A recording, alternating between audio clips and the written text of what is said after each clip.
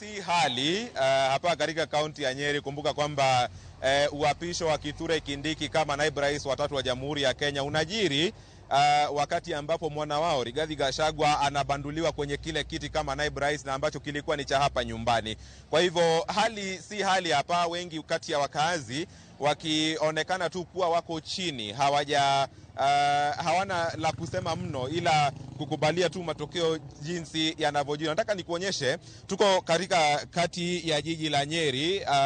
Taswira ni kama ndio hii, na ingelikuwa ni tarehe 13 Septemba mwaka 2022, shughuli zingekuwa ni nyingi, kwani hiyo siku ndio Rigathi Gachagua alikuwa anaapishwa kuwa naibu rais wa Jamhuri ya Kenya. Lakini kwa leo, ingawa ni siku ya mapumziko, kubadilisha Wakenya kutizama na kwenda kufuatilia kuapishwa kwa Kithure Kindiki kuwa naibu rais, shughuli hapa zinaendelea kama kawaida, ingawa kati ya watu tuliozungumza nao wanasema kwamba wameshakubalia kwamba kiti kimeenda, na kile ambacho watakuwa wakitaka sana ni kufanyiwa kazi kama wakazi wa eneo hili. Nataka nizungumze na pengine wawili watatu hivi. Tuanze na huyu ndugu bwana, kwa majina unaitwa nani?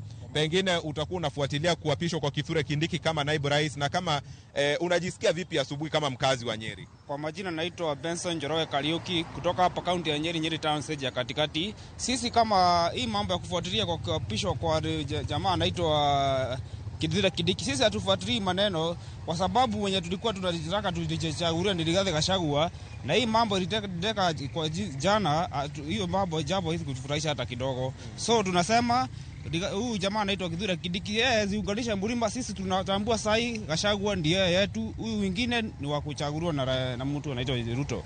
Na pengine wewe utakuwa unafuatilia matukio huko kwenye KICC kuangalia Kithure Kindiki akiapishwa? Hapana, hizo jambo hatufuatilia hata kidogo.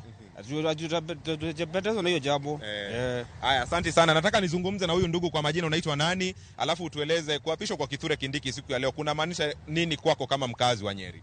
Kwa majina naitwa George Ndingire.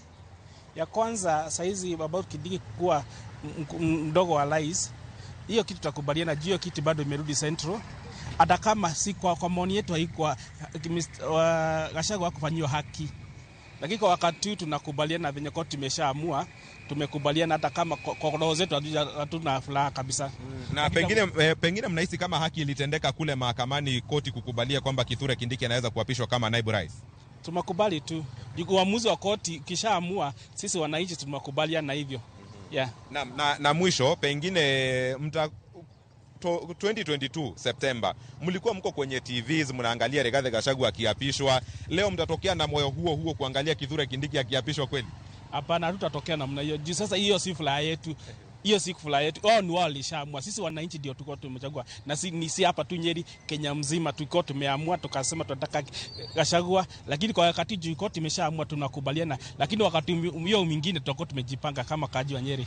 Haya, asante sana, nashukuru. Now Christopher, nadhani kama sijakosea, hizo tu ni kati ya semi kinzani kutoka kwa wakazi wa Nyeri ambao wametokea jijini asubuhi ya leo kuendelea tu na biashara zao, ingawa ni siku ya mapumziko. Wanasema kwamba kuna wale ambao wanasema wanakubaliana na kuna wale ambao wanasema siku ya leo hawakubaliani na matukio ya kule KICC, ila wataweza kukubalia tu kwa sababu kikubwa wanachokitaka ni utendakazi na maendeleo katika vijiji na vitongoji vya kaunti hii ya Nyeri na eneo la Mlima Kenya kwa ujumla. Nirejeshe kwako studio Christopher kama sikosei.